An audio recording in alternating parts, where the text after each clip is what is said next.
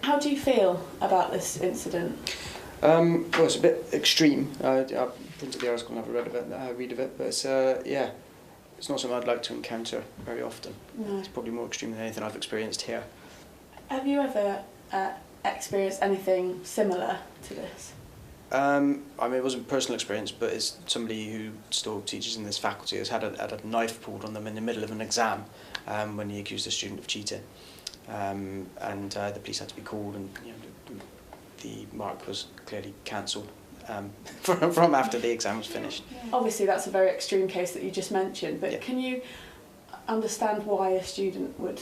Absolutely. I mean, I've been through the mill myself a couple of times of being a student, so things do get desperate leading up to deadlines.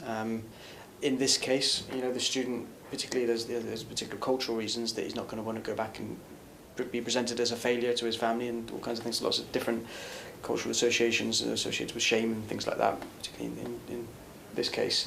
It would have made him very desperate, I'm sure. With that in mind, do you think that 12 months is a long enough sentence for him?